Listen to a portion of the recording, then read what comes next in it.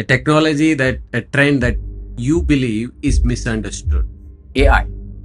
Yeah. We are the pilot and AI is the co-pilot. Cities and enterprise. What would it look like after 10 years? And that's Nice. why I prove to them that technical sales are the best sales, right? Because anybody can go into YouTube, anybody can do self-learning, anybody can be Yes. very intelligent. No, because you see, a lot of artists, I mean, yes, they are good ambassadors, but not necessarily they are good entrepreneurs. In some time, understanding how you can use this technology and benefit you and become the billionaire. Uh, so one leadership principle you never compromise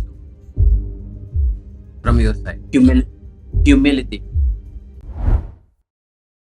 Yeah, So I think that is something that we as consultants we understand. So for me, we have lesser of that now since we are bringing our own project and all that. We are not at the mercy of the thing, and I'm happy. Like I said, a few rounds I protect my even one of the professor in my this like maybe 20 or 15 years. 2014 it was nearly 20 years ago. So yeah. that's where I realized that hey, he was he is so senior, he is so good, he is so technical, but unfortunately, you know, he can't articulate well. So my client actually was very nasty to him and all that. So I make me being the lead consultant, I make the decision. I close my laptop and I said that look, I'm gonna send you two new consultants. We're gonna pull out from the project. And he was shocked. Yeah. Hey Amran, I wasn't scolding you. I was scolding your colleague. I say whether you are scolding my colleague or you are scolding me, right? I think we are equal, right? Even though I'm actually the lead consultant and he is assisting me, when you actually feel that he's incompetent, means I fail. Period. Then Yes. I said, I'm gonna send the email to Australia. I'm gonna bring you two good consultants. Maybe you need the white skin, you know, come to that point, you know, that kind of thing. So he said, no, Amran, calm down, calm down, calm down. So I said that look, because to me, he's a professor. He is overqualified, right? Yeah. If he didn't articulate it well, right, because he doesn't have that flamboyant communication Sales skills on pitch. and on. Exactly. So you need to give him that thing, because any documents and all that he produced, you can't even read and understand. You know, that kind of Yeah. thing. So to me, it's like it's about being respectful. So from there, then they realize, oh, okay. Like, so same thing. So then that was I was working for a group, right? So that's where I noticed that hey, wow, these things happen, right? And the sad part, it comes from the education sector, where people are teaching people to be good, to be smart, you know, to be respectful, and they themselves in the project actually behaving that way. That's where I can't tolerate, and that's the reason why recently, I think about early this year, I just walked away from a $10 million project because that's what I saw. I said that look, Yeah. and that is a big boy, because my paymaster, the main consultant, are international company as well, and they are huge, and they've been bullied like that. What about Skyby? We are Yeah. anchovies, right? We are small fish. So if even the sharks and the whales they are bullying, what about us? So I told my team, let's go, man, let's do our own project and leave this project, and everybody is happy, right? So they said that yeah, Yeah. we want to make money, but we want to make money happily. I think that's the main thing. Yeah. Uh, Fantastic point again. Want to make money happily. I think that's the standout of this episode, right? Because that's what I see. People, spend a sleepless night, disbandon their family, working 24 hours, Exactly, not even exactly. looking at it. But eventually, when you sit down and think, money probably is not going to solve all your problems. But eventually, when you want to rest or look back, there won't be anything. It will be just work, Exactly. work, work, Exactly. right? Exactly. Yeah. Cool. And talking about Skawai, see, one of the things I've seen companies do smart cities, audiovisual system, and artificial intelligence, all as a separate. I think it's amazing that you guys have clubbed all at once. Okay. The reason why we are doing it, because you see, I started as an audiovisual engineer, Okay. right? So audiovisual engineer. And like I said, because I'm a musician, I love audio system and all that. That's why I joined the video company from Sony to learn about the three gun projectors, the projection system, the video walls. So I developed my skills, and then I learned programming, right? And how to very much doing the full ecosystem on going into the smart office, blah blah blah. Then, thanks to the Malaysia project, I was actually sent to Dubai and China to do smart city. So audiovisual and smart city has been my forte, right? Yeah. To me, the circle of competence is very important, right? So very much audiovisual and but when I was in during that time, before I launched Kava, I realized that the buzzword is coming, AI is coming, right? And this was like 8 years ago, and now everybody is actually using AI already, right? So I was very fortunate. That's why when we launched in 2017 and 2018, we already embraced a little bit about AI and all that. And I work with Mark Evans. He runs master classes and all that, and I was invited as the masterclass trainer and all that. So I have to do a lot of research way before ChatGPT, way before all this. So to me, I was fortunate. And then it was COVID. It was going entering COVID, and during COVID, I managed to learn more and more about AI, right? More in terms of the adoption of AI and how AI can transform the smart city, how AI can transform the smart building, smart office. So I feel that that's where I want to go. So that's why smart city or the visual AI will be my B2G licensing, because Mm. it's at my fingertips. So you talk about smart city, you talk about AV, you talk about AI, you cannot, I mean, I don't know everything, but very much is, I feel that that's the circle of competence that I'm going to focus on. So if you look at it, if you go deep into smart city, you got civil, you got ICT, you got mechanical, electrical. We don't do that. We don't do brick Okay. and mortar. So what we want to remain in the niche. Why I choose metaverse? Why I choose digital twin? Why I choose very much in like now we are going into AR, XR, augmented realities and all that. Why we choose this? Because a lot of people are enjoying it, but Yeah. they do not know how to convert it, Mm. how to bring in the revenue side of things. So me being a businessman, I realized that look, it's not about investing into technology. It's very much about using technology as enabler to make more money, to stick Yes. in your, like insurance company, they must focus on their insurance business. Technology must not be their hurdle. Technology must be their hurdler, right? So it must be their enabler, not as as something that become a hurdle for them. So for me, that's the reason why. And when people come to me to buy my franchise, that's why I offer them, which one do you want? Whether you want smart city, you want AV, or you want AI, right? Like now, Mm. everybody wants to. In fact, I just sold my first AI B2G franchise, right? I'm very happy because the one bought it is actually my mentee for 20 years. It's because of the Wow. trust that we have. The trust that we have. He knows nothing about AI, but I told him same thing. You know nothing much about smart city. You know nothing much about AV, but you need to strike when the iron is hot, right? So if I said I know a lot about AI, so if you go into I say every single project you are involved, because Yeah. everything is AI driven now. So he like immediately sparked into him and all that, and I'm so proud because few days ago he run an AI Zoom in with me and another professor, Nice. right? I asked him. I said, look, you need to do a lot of YouTube self learning and all that to just give yourself confidence, because at the end of the day, the beauty is what you are the business owner. You see, for Yeah. me, when we want to do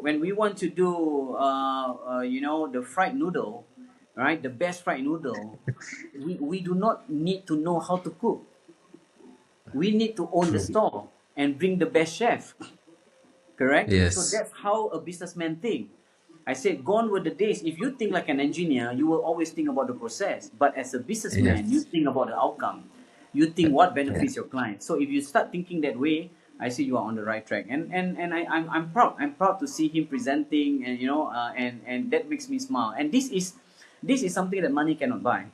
In other words, you True. transforming people from an ordinary business development guy, F&B guy, and then now he become an AI business owner. right? So that's Wow. what I told him. Yeah. So this is something that I feel, yeah, we will be able to help a lot of people. So for me, now you talk about smart city, as long you sit in a vertical, whether hospitality, residential, healthcare, it doesn't matter. And whether you are, if you come in from an engineering or technology background, which actually cut across all these verticals, in other words, you can be IT, you can be electrical, it can be anything. But if you feel that, hey, you want to be part of this journey, that's where we welcome you. So we do cross Nice. training. Yeah, we do cross training. We do certification. We do everything in house. That's the beauty. I think what I would put it in single word is you're changing people's lives because they are just when I started as an engineer, right? I am only looking at step one done, step two done. I'm not effectively learning to utilize all the available resources. I'm more focused Correct. on getting steps done, right? But eventually, as you grow, it takes time to understand like how business works, how you can think from a business perspective rather than looking at how to do it. You look at what is the outcome, right? How Correct. to get a better outcome, and this will change a lot of people. And as you said, that's the satisfaction that you get out of the job, which cannot be replaced by anything. Like you can see actually it's making real impact on people's life, and it kind of unlocks their potential to do better and better things. That's what I Correct. would put it as, right? Cool. And see, one of the things that I wanted to talk to some of the people, but since you mentioned you are a AV guy, right? Audiovisual.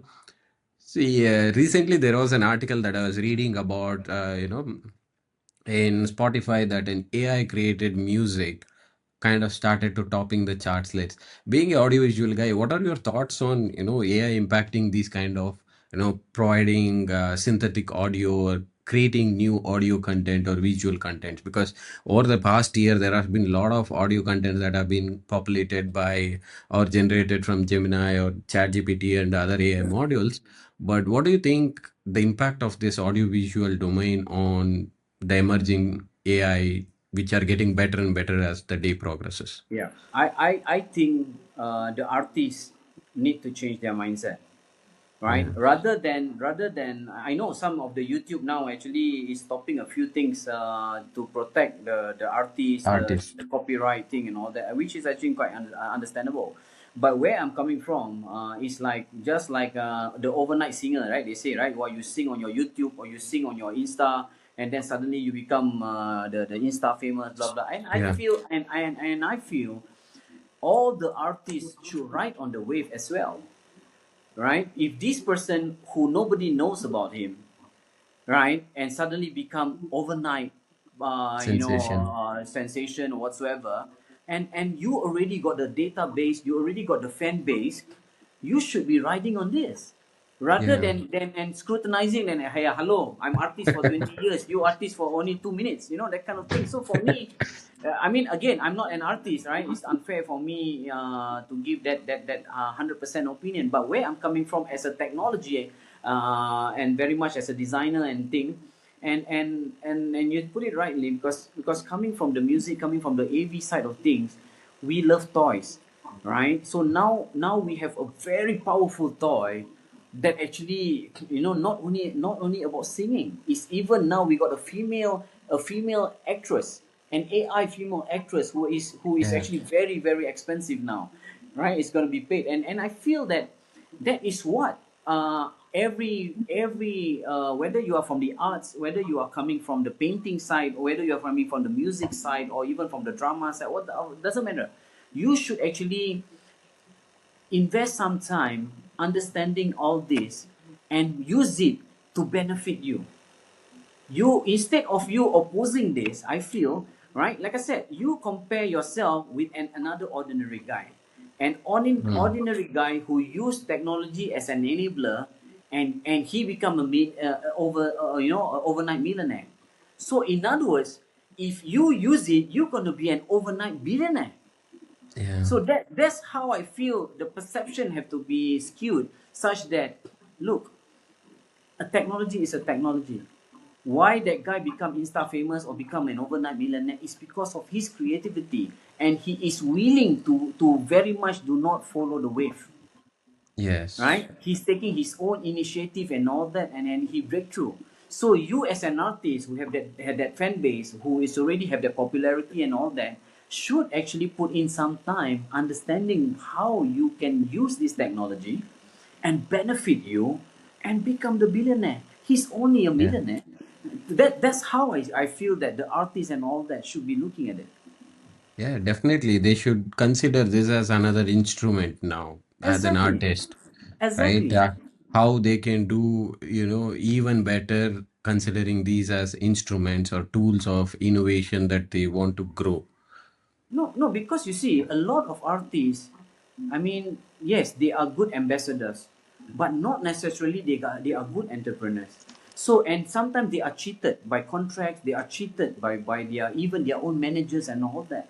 So they should be thinking, hey, how man, how I can be the one man unicorn in my artist domain, right? In the arts domain. I think that is something that, like for me now, I would love to teach all my Skype consultant to be that one man unicorn in their own Nice. consulting firm. If that happens, then that is success to me. You get what I Yeah. mean? Right. So for me, look at Messi, right? He bring up all the young kids Yeah. holding hands, and that's how he win the World Cup, right? But if let's say if you want to become the star all the time, then I think it's going to be difficult because the trend doesn't allow it to happen, right? So Yeah. now for me, yes, technology is crazy, AI is crazy. So use what Shahrukh Khan mentioned. It's a double-edged sword. It's a mirror. So don't look at that guy is actually creating a scene. That guy Look just how is that? actually, yeah, that guy did a breakthrough. And if he can do a breakthrough with him being a normal person, you as an artist, you're gonna basically rock the market. That's how I feel. Cool, cool. So, Kamran, moving on, leadership and board level talks. You have been multiple CEO advisories on digital investments, governments. What do you think, the board should ask, but often they don't ask? Yeah. I think most of the time, what I feel, again, is about the people, right? When I was serving in some of the NGOs and all that, it's about having that they are comfortable with their own circle. So when Hmm. in their own circle, everything can be asked. So when they have new leadership, when they have people from different industries and all that, people like to hold back. I feel this must be actually addressed, such that you need to open. For me, I just feel that I like the Chinese style in terms of you create that healthy competition rather than jealousy, rather than you're just afraid that only this new guy gonna take your seat and all that. So I think those are very much in the old days, right, where people are very afraid to lose. Me as board members and all that, you really need to open up, and especially if you're very senior and like us 50 plus, we should be able to accept the fresh ideas coming from the new board members, fresh ideas Yeah. coming from the young board members for us to expand, right? So I think that's the whole idea. If we follow what Steve Jobs has been mentioning and all that, it's not about us, it's about the people around us being better than us, right? Yeah. And that's how we can move the mothership to the next level. So for me, that is sometimes lacking in the Asia side of things, right? And where everyone is trying to hold on to their career, or hold on to their board membership, hold on to. I think for me, it's like do it with an open heart. Do it with one purpose. In other words, you want the mothership to fly, right? If you Hmm. have that thinking, then I think you will start engaging people differently. You will not start looking at his flaw, but you will start looking actually what he can bring to the table, right? Because every one of us, it's just like what I said in my last podcast, it's about Tom Yum, right? When you are doing Tom Yum, it's not about just, right, just a Tom Yum. It's about which seafood you choose, which vegetable you choose, right? And how whether the soup going to be thick and thin and all that. And that come from all these ideas from the board members, right? To have a Nice. superb Tom Yum. So if let's say we try to be rigid, no, Tom Yum have to be done this way, right? My grandfather teach me, my grandmother teach me, my Tom Yum have to be this way. Then we are not moving with time. then Yeah, true. we are not actually evolving and actually growing. So that's what I really feel. As a board member, be open, and I'm more than happy if somebody tell me that now I have a great CEO. I have a great UI CEO, Mr. Cheng Jimin, Mr. Anthony Sebastian. I love if they say that, hey, can I actually take over your chairman's role and you go holiday? You know, that kind of thing. So I would Nice. love to do that. I think my wife would be the happiest person and my daughter will be the happiest person. So True, true. for me, it's about board members, it's about letting go, Yeah. right? It's about letting go and create that space for the young people to voice out. Right? I saw this in my engineering role as an ESCO. There's a gap between the senior engineers and the young engineers afraid they offend the senior engineers. And the Yes. senior engineers keep on feeling that they are too good. You know, they are so seniors, they are so experienced. You know, so the young engineers haven't gone through what they've gone through. We have to stop all this. What we need to True. see is actually how we can actually fill the gap, how we can actually join the bond, right? And actually start connecting. Because now it's no longer age, right? Because anybody can go into YouTube, anybody can do self-learning, anybody can be Yes. very intelligent. But do they have the opportunity? Do they have the space to grow? Do you actually receive them with open arms? I think this is what the senior board members and whoever actually should look at, right? Right. I mean, don't wait until only your son can come in, right? Yeah. Only your relative can come in. But identify talents and let that talent grow, and always be proud because you are part of his success, because you created that platform for him. You gave him the stage. Means his Nice. success is part of. True. One of the things that I was, when I was growing through my career, right? One of the things I learned is leaders have to start delegating, then only you can elevate yourself. If you Yes. don't delegate and hold everything closely off your chair, you are limiting yourself. You're not growing. You're Correct. just keeping Correct. everything to yourself. So the moment that you let people, have the trust that they execute well, delegate some of your activities, then only you will find time to learn anything new and you can elevate yourself or see how the team performs when you are not there. Because one of the best leadership lessons that I learned is even if you are not there tomorrow, the show must go on. Like the company has to run, the team has to be operational, right? If you are holding off everything by a single thread, the moment you go, everything goes, right? That's not a good leadership. So you have to Correct. delegate, you have to let them room to grow, and you have to elevate yourself by learning new things. One of the things that you earlier said, right?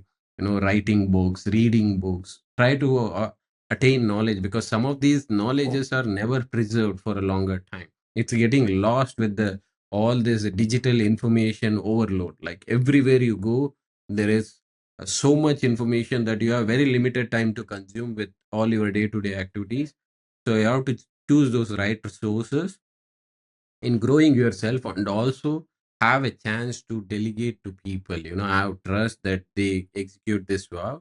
Then you see yourself growing and the people around you also, taking ownership, growing along with you. It kind of breeds you that healthy feedback loop. Whatever happens, it tends to keep on moving in the positive direction. Correct. Yeah. Correct. Cool. Yes. So, uh, Amran, I had one more question also. See, I was part of Smart Dubai. I was part of Digital Dubai. See, Mm. I never understood the difference between smart and digital. What is it? Like digital cities and smart cities. Can you explain? Okay, I think it's just like AI, right? So everybody will have their version. And when I was doing my paymaster was Cisco, right? So we created that smart and connected communities, right? Where that was actually the branding that Cisco was doing. So Yeah. I feel that I think both actually goes both ways. It's a matter of, for me, number one, I think you need to define what is actually smart city. So for me, very much there are three things that actually must happen in smart city, right? So number one is actually you are able to manage and monitor your asset from a single point, Mm. right? So the moment you actually doing that via the IoT and all that, immediately it becomes digital. Yeah. It needs to go hand in hand. correct? So to me, that is actually very very. Then at this, then in terms of the next things you need to understand, right? What actually what actually the smart city is bringing to the table? Is it money? Is it safe space? So there's a lot of people thinking that yes, a smart city is a waste of money because and all that, but they fail to see that if you design the smart city correctly, your wife will be able to go to the 7-Eleven at 3 a.m. in the morning, 3 a.m. Yeah. and you don't have to worry. That is the success of smart city. The Safety livability of it, right? The safety, which is actually not cannot be counted, right? Cannot be measured, but cannot. it actually serve that purpose because it's all connected and all that with the CCTV, the security part, and all that is there, right? Just like now, I'm living in Forest City, right? So it's 8 level of security and all that. So this is something. Then for me, the main part of it is actually how you are very much creating that experience and the livability for the people in the city. So if that, in other words, if you actually restricting it to the wow factors on the thing, right? So yes, the wow factor is important, but is the wow factor very much serving the citizens or the people in the township? That actually is actually very very important. So that is what we did when we were doing in China, right? So it's the Tianfu High Tech Park where there's a lot of pollution. Mm. So how can we distract people from the pollution?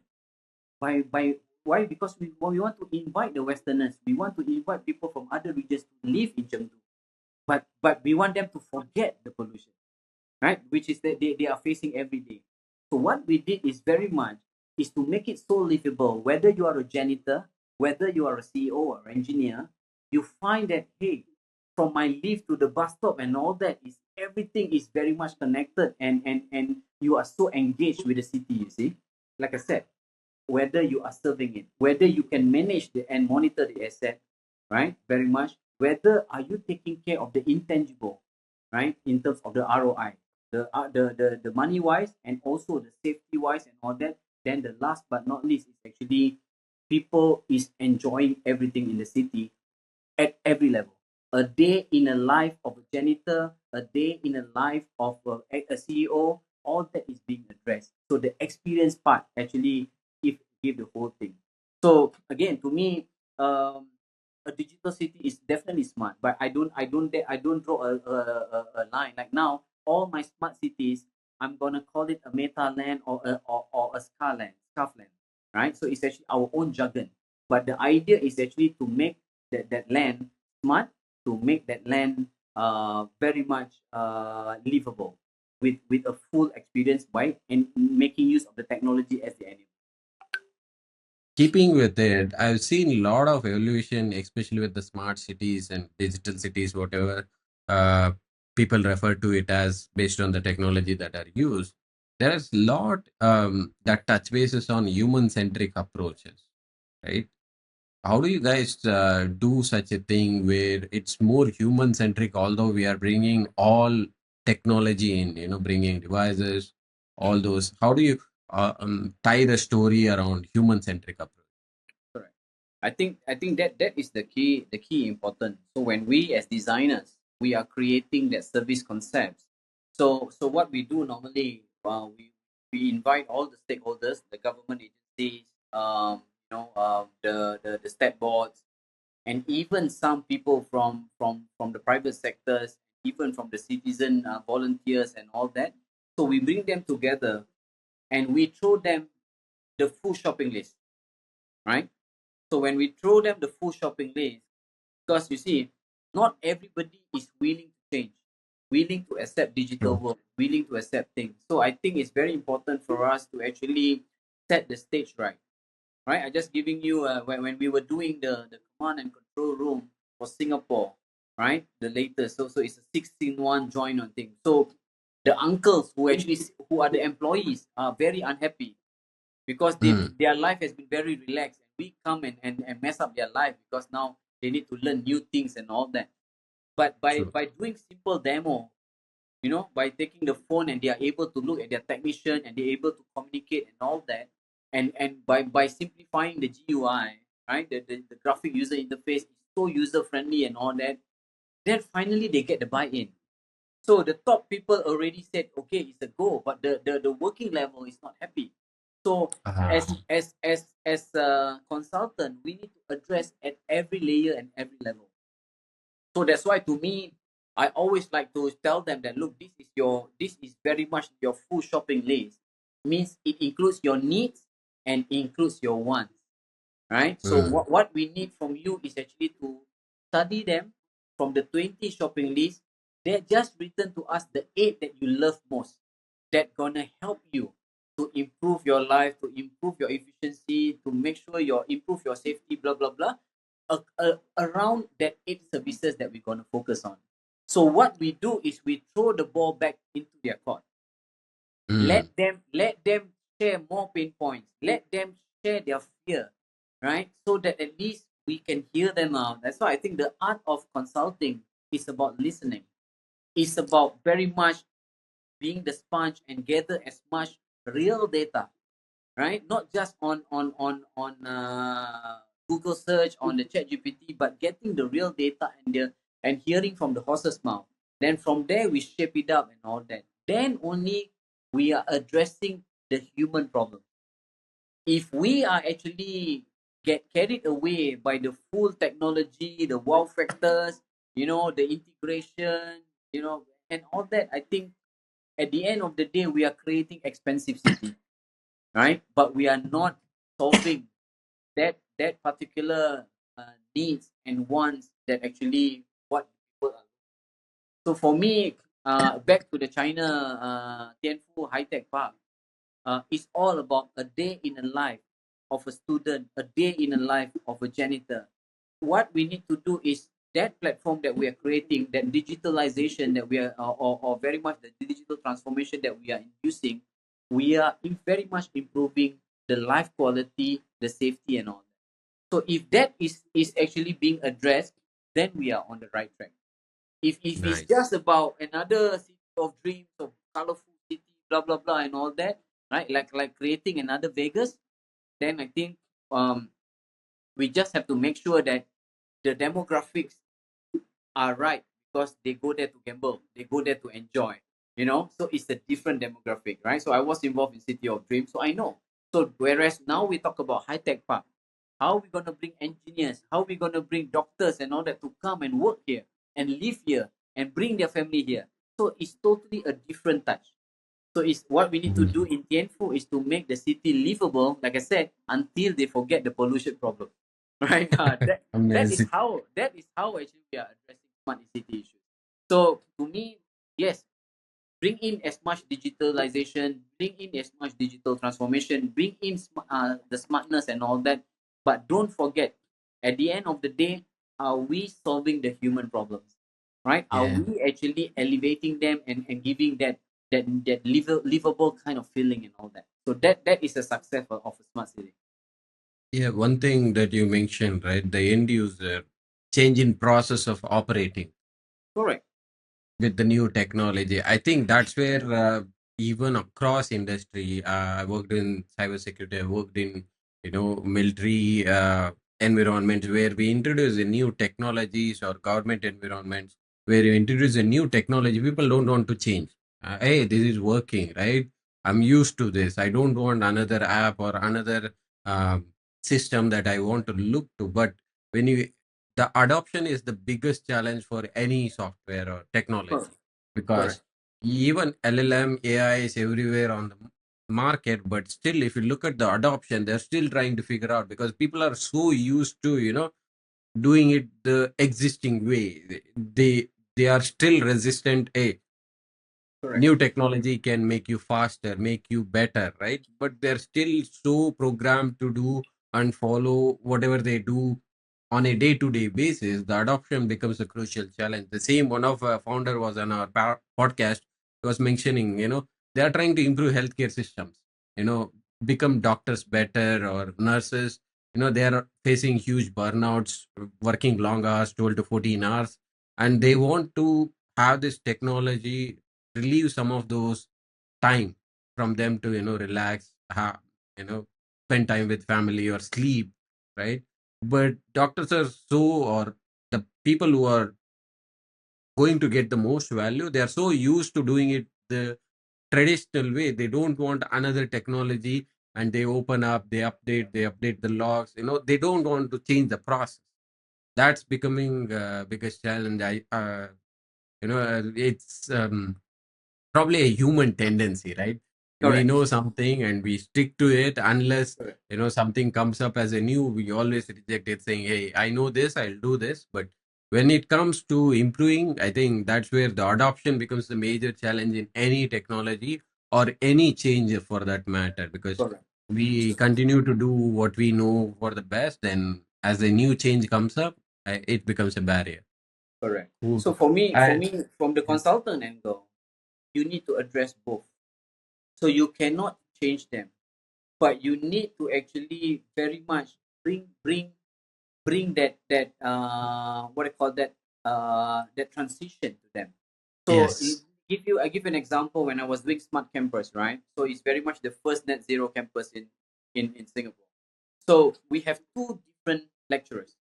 One is the Hmm. tech savvy young lecturers who wants to use all the technology, and one of these lecturer is always the whiteboard, right? Yeah. So in order for us to address these different demographic of lecturers and all that, so we actually created the hybrid. So in other words, both lecturers are able to use, right? So whether they are young lecturers or whether they are very much the old school lecturers, we address that. And I think that is very important, because if Hmm.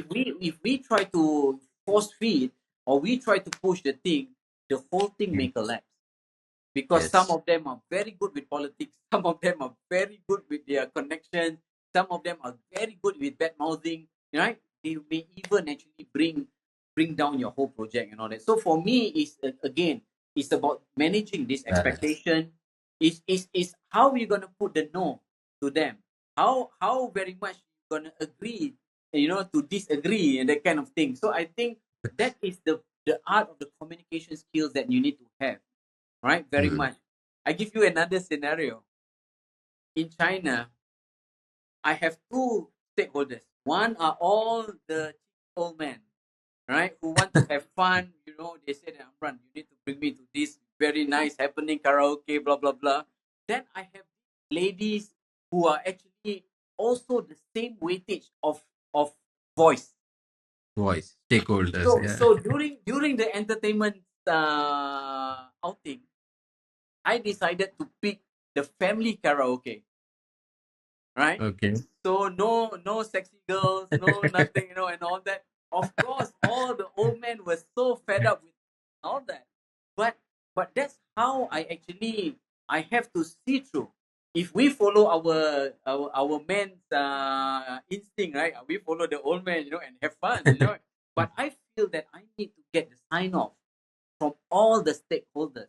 And this lady carry the same weightage as the old man, right? Yeah. So what I did is actually create that family karaoke environment. I sing with them the lemon tree song, and everybody was happy. Then slowly, I whisper to the lady to get the men involved, dancing here and there and all that. So we actually didn't make everybody fully happy, but what we did, we actually struck a balance, right? And you know Yeah. what happened next? So the next day, my service concept was the first to be signed off. Nice. Yeah. So to me, that's the important part, right? So And being it, a consultant, or being a service provider, it's not about very much force feeding everything, but really listening to them and all that. Look, why not we take the bite size? We take the baby steps, right? And actually we will guide you through. Any problem pick up, we're gonna attend to you and all that. Make them feel comfortable of the transition. I think that is the killer part. yeah. And the last part which you mentioned, right? Pick up the call and be there when they need. That Exactly. is the that is the most, because most of the times these sign-offs, I'm a service provider myself doing all IT end to end, right? It can be email, or it can be a cloud service, or it can be cyber security. One of the things always customer hesitate to give sign off if they don't trust you. If they Correct. trust you, they will give you sign off and say, hey, these are pending, just get it done. But Correct. the best part is you have to be proactive in communication.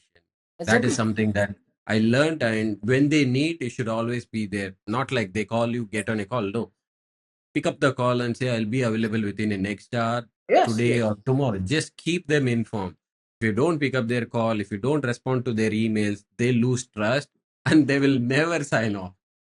Exactly, Yeah. exactly. When I was in Singtel, this is like 20 years ago, right? Maybe 23 years ago. So, or even 25 years ago. So basically, I think every time the bank called me, because I was given a 2 million target, right? A 2 million target. So Yeah. in order for me to address this, what I did was just to take care of 5 banks. Every bank give me 500,000, I hit my target, right? But every phone call, right? Whether I'm overseas, whether whatsoever and all that, I address. And because I'm technically inclined, sometimes before the engineering team come in, I solve the problem. And they Nice. love it, and they love that responsiveness. Why? Because they don't look bad. See, they got their KPI, and they actually sometimes got even more nasty boss, right? To to Yes. to attend to. So on our part, that's where we need to put ourselves in their shoes and address their pain points and let them sleep at night. Then I think we are good. See, one of the things that I've uh, seen most of the founders do nowadays, most of the founders are technically inclined, right? Correct. Understand the problem.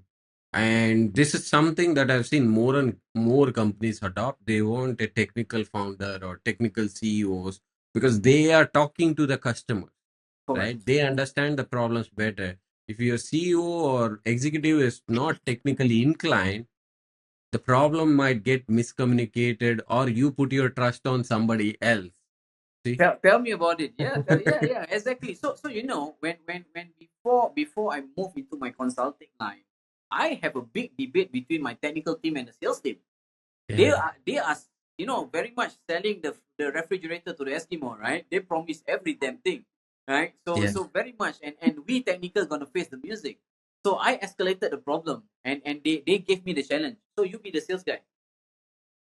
Then I said, no, I said, see, your salespeople need to have a degree, right? Yes. I didn't go to the university because of my military obligation and all that, and I didn't get a full scholarship, and I turned down. But I said, if you put me in that post, right, ignoring me not having a degree, I'm gonna prove it to you, and I took the challenge.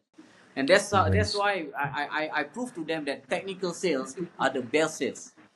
Yes. Because we don't bullshit, right? We very much say what can be done, what cannot be done, and we don't overpromise. Whereas I think the salespeople will always try to overpromise because they're just focusing on their target, right? So that is Sales. actually Yes. that is actually something that I feel that, yeah, I think that's where every consultant to me need to be able to pick up their communication skill to a level where they can articulate the problem, they can articulate the solution, and very much articulate until they get the buy-in. So this is what Yeah. I'm guiding my. I told them that, look, the most important thing is the customer don't know what you don't know, right? Yes. So as long you are confident, you don't bullshit. When you do not know, you stay confident and say that I'm gonna get the answers for you, right? And I'm gonna Yes. come back to you. That's what the customer wants to know. They don't want you to bullshit, and after that they found out that you're bluffing them and all that. There goes the You trust. lose trust. Yeah. 100%. I think, especially in this age of whoever works in technology or non technology, also, you need to have at least fundamentals of what the business technical terms are. So that when those terms are triggered in a sales conversation, you know whom to engage, Correct. right? Correct. So Yeah. that sets an expectation, and some customers do appreciate, hey, I don't know this, let me get my expert on you on this topic, and they would listen. And you get your customer trust intact and the accurate expectations that the customer is getting, right? Correct. And I've seen many success stories where sales and technical go hand in hand because it's Exactly. not only about relationship with the customer but also the expectation that you set based on what can be done, what cannot be done, plays a huge role in success of the entire project. Exactly. Exactly. Yeah. That is very, very important. So for me, it's like, yes, it's a team effort. And at the same time also, that's why I when like now in my smart city engagement, I tell them that, look, we're gonna do a mirroring, right? So in other words, my team right? You're gonna mirror my team, and actually, so that at least when we move to the next project and all that, you are very much aware, right? You're not panicking and all that. So every stakeholder, every consultant actually have a mirror, right? True. They do not need to know the bolts and nuts, but at least they are there and take the ownership and understand. And along when we are actually implementing the project and all that, the bonding starts, you see, right? So and that Yeah. actually build the trust, so that they know, right? So they can pick up the call. Then I told my consultant that, look, I mean, I know you are a family guy or whatsoever and all that, right? But a phone call during the weekend sometimes actually means the world to them, right? So at least you actually do not give them a blue tick and just say that, is there anything urgent, right? If need to be addressed, I will get someone to, I will escalate the matter and get somebody to attend to you. So these are little things, right? Just like to me, every restaurant I go, the food is important in terms of the taste, but the Right. service speaks volume, True. right? True. Yeah. So how the service actually look at us as a customer, that is more important than how good the food is, right? So if the food is so nice and all that, right, but the people are snobbish, the chef are arrogant and all that, I say, come on, I don't need this kind of rubbish. So I'm that not is, coming to that restaurant again. and yeah, that's right, yeah. Cool. Uh, we are almost at the closing stage, but out of your experience dealing with smart cities and AI and AVs, right? For the next 10 years, what would you think, especially with the evolution of AI that's happening so rapidly? Cities and enterprise, what would it look like after 10 years? I feel that a lot of things gonna change, right? And I believe that a lot of millionaires and billionaires gonna be produced, right? Because the whole, it is a total paradigm shift. So how to me now is very much uh how I feel that everybody should start taking bite-sized understanding of where the industry gonna go, right? You do not, like I said, you do not have to go become a programmer and coding. In fact, AI, right? A lot of programmers now may be losing jobs and all that, because a lot of things can be done in the back end. So to me Mhm. now, how we should see the next 5 years or 10 years in terms of the thing is you need to understand that we are the pilot. We are the pilot and AI is the co-pilot, right? So that's where we need to very much get the direction, the vision, the mission, and then that very, very clearly, right? So that the AI can do the dirty work for us. So that is very, very important. So if let's say now we are leaving everything to AI and all that, that is actually a danger, right? In terms of the thing. So for me, yes, a smart city, AI city need to be very much, it is an AI driven city, but how it actually being orchestrated and all that must come from the experienced consultant who knows. It's not just about this thing going into the black box and coming out like that, no, but how it coming out like that, because that's the human that actually Yes. have envisaged it, have actually have dreamed it before and all that, and that is very, very important. So to me, yes, we are all excited, but like I said, we need to allow and create, like what you mentioned correctly, in terms of create the room for people to improve, to grow together with you, so that everybody enjoy. It's not just about us, the technologies are enjoying it like a toy and all that, but every level of citizens, every level of users able to appreciate it, right? So we do not have to sell the jargons. We do not have to complicate it. Let all the Yes. complication remain in the server room, right? But what we do now is actually to simplify them and add more values. So to me, the outcome. So what we're gonna see in the 5-10 years is the change in the outcome, right? Because it's actually driven correctly by the by a ethical and responsible consultant, right? It's not just about making money, right? It's very much, you know that this element is commercial. There is an element of ESG. There's an element of CSR to it. So that's where you make an impact at every level of the citizens. So to me, it's gonna grow like crazy. You like I said, many millionaires and millionaires gonna be produced, but hopefully the billionaires and all that, they are ethical billionaires, they are responsible billionaires that actually have served a purpose have created that impact positively to them. As you said, hopeful.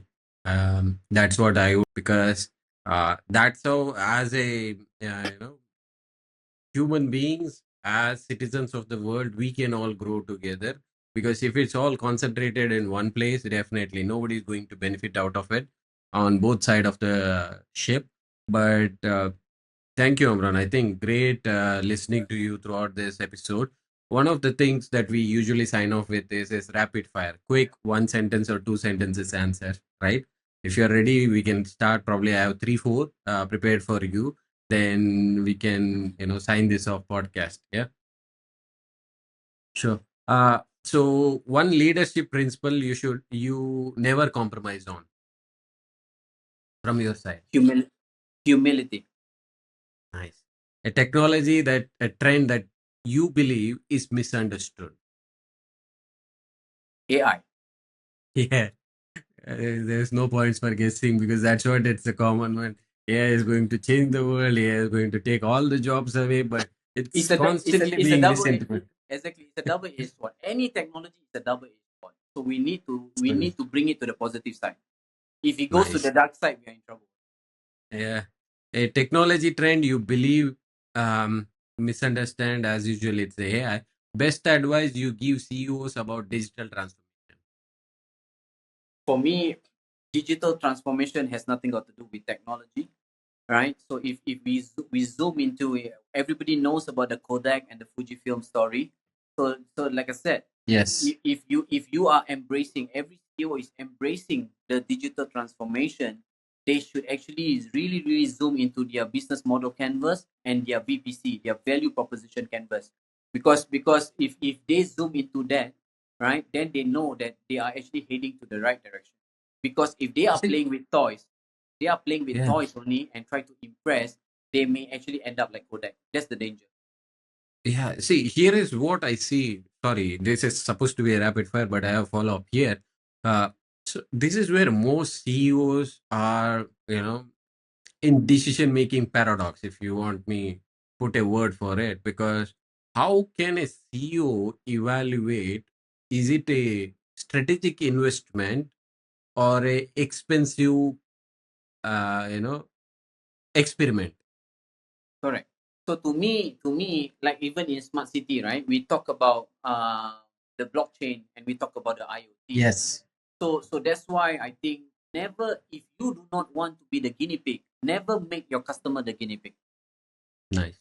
Right? So that's where I say ethical and responsible consultant or business people, right? They always put themselves as the customer. So for Customer. me, in order for you to actually be able to deliver that very good project, what you need to do is very much, like I said, understand that what you are introducing is not a trial and error. It's not a proof of concept. It's very much a reliable and durable a solution that gonna allow the customer to sleep, right? But actually, anything that you're gonna try, make it ready. So it can be a blockchain ready on, right, but it's not a Web3 yet. It's on Web2, for example. So what we are giving them at least that 80-90% of a workable solution with a room to expand into blockchain or into something new that they can actually add on later on. I think that is very important, rather than because we are selling, because we are a service provider for blockchain, we gonna condemn that no, IoT is already a failure, blah blah blah. No, I think that is actually a wrong approach. This is exactly like the BAS and the IBMS, right? So now a lot of Yeah. companies, a lot of the building owners are stranded because they are having the legacy system. So yes, we do immediately can throw in the IBMS, right? But that gonna cost them the arms and the legs. So that's where, as consultant, as technologies and all that, we need to cushion that. How we can bring the middleware to actually dampen the cost and all that. We actually slowly tweaking the legacy system into the new New. technology domain, but without hurting the customer. Because if we are the customer and we have a building, we do not want to be in that state as well. True, true. Amazing, amazing, Amran. It was a impressive episode. That was an see, one of the best things about this kind of podcast is the different experiences that you capture throughout your journey across the globe, having global advisory experiences, and you are a strategic thinker, not a typical vendor, right? Where you put in a lot of efforts to understand business and this fits in or not. And it's kind of what we are looking for within this, because even what we do as we do, right? Technology, leadership, and the humanity side of things, how we can improve. I think you fit in right well. Thank you for having us. And in any case of any part of your experiences, if you'd like a partner to be on board, happy to be partner, because one of the things throughout this episode that I understood is what drives you is something closely relates to me also throughout this um, conversation that we had. Because what we do is whatever you're doing on the design, AV, and artificial intelligence side, we are doing on the see the when people say about technology, there's a lot of flashy stuff, but most fundamental things is people are missing basics on the technologies, having the discipline of doing things right. Because due to whatever the reasons, people tend to take shortcuts while implementing a technology, deploying an application on cloud, or managing their IT infrastructure.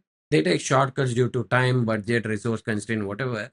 But it's eventually going to get them more work, right? Exactly. And that's what we are trying to avoid. We are trying to do the right way. And that's what we are trying to do at our best case scenario, saying, hey, if you want, a Lamborghini delivered on a Camry price, we'll say, no, we can't, right? I don't want to take it up. I don't want to put my employees under pressure. Hey, build a Lamborghini at a Camry price, because Yeah. that's we know it is a stepping stone to failure, right? And Correct. that's where we take only what is possible from us, and what we see customer will get value.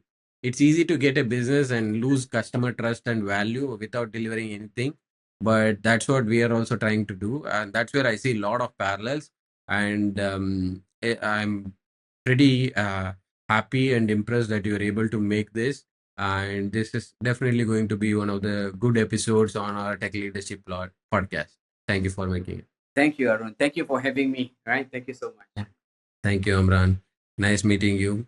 All Stay right. connected. Yeah. Stay connected. Okay. Take care.